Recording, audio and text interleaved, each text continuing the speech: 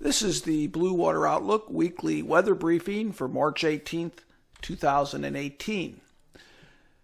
Over the last week, not all that eventful, but there's always something going on. It is early spring.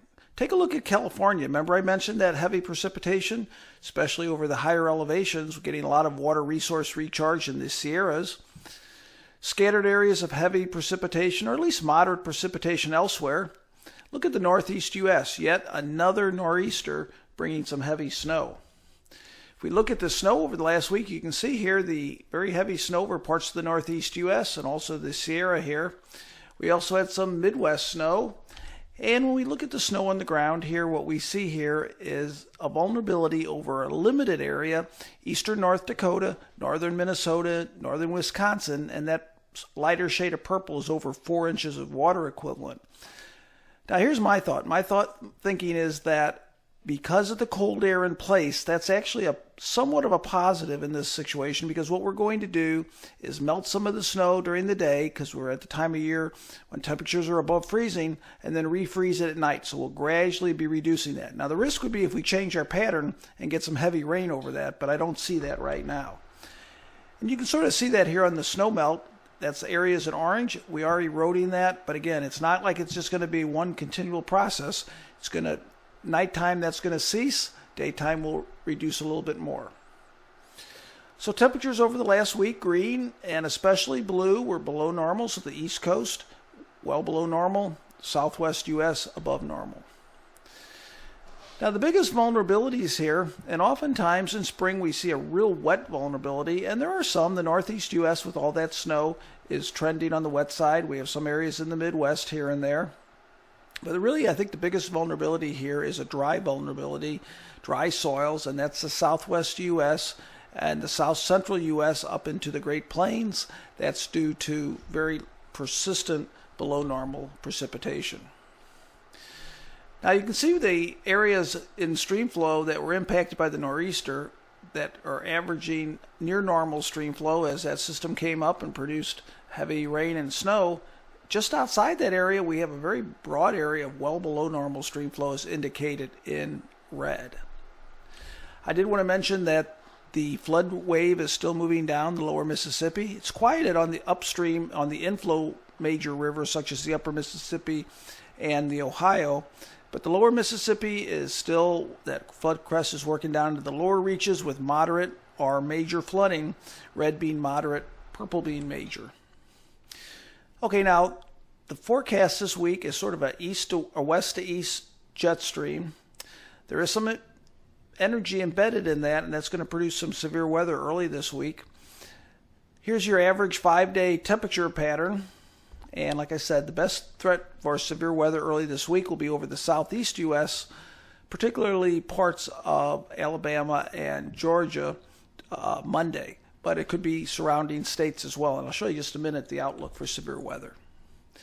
So over the next 7 days, as that system goes in the upper flow, that west to east, what we're going to have here is a couple things. We're going to have the severe weather over the southeast. We're going to have some enhancement of precipitation north of the low.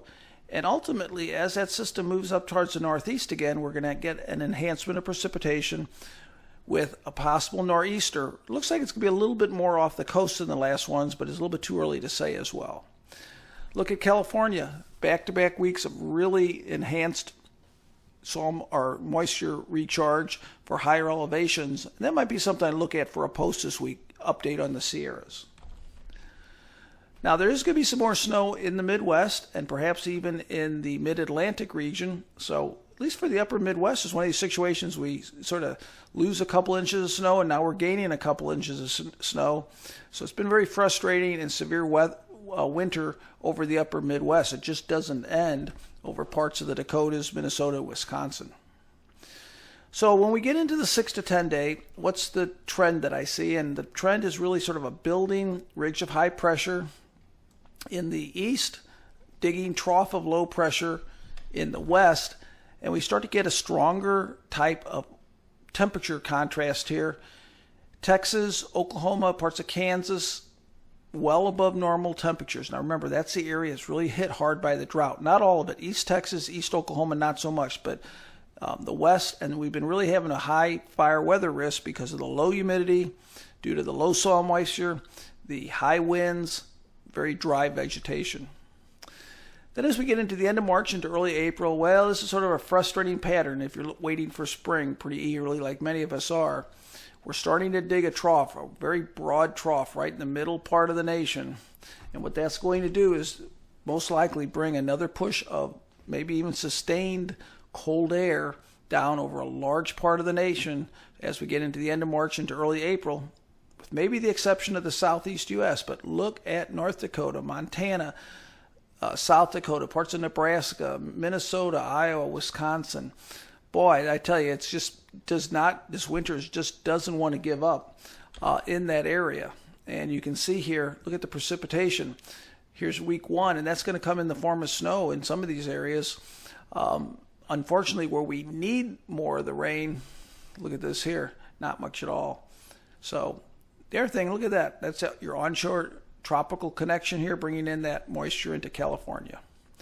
Now, week 2, the models have been pretty persistent, so we'll have to keep an eye on this.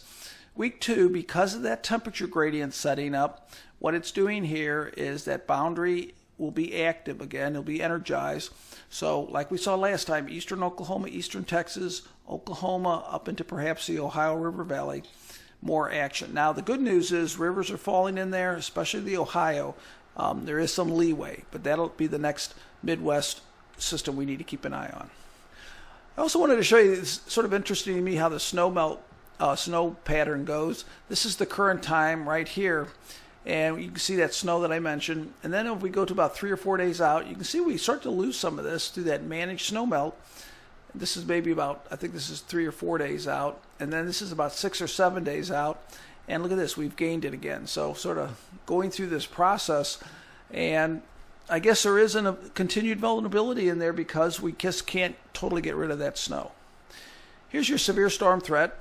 This is on Sunday today. This is tomorrow. It looks like enhanced. Remember, it goes from slight, enhanced, moderate, and high. So that's a pretty significant severe weather threat in this region. And then it pushes down on Tuesday down into Florida. Here's your fire weather risk, extreme, highest level it can go. So West Texas and surrounding areas, very high risk today and Monday. So that's the weather briefing for this week. Wide variety of weather across the nation. Here's that nor'easter moving up the coast. Depending how close it gets to the coast will really depend on the greatest impacts, but it definitely looks like some wind and some surf issues. Severe storms and more precipitation over California. Hope you all have a great week. Talk to you again next weekend.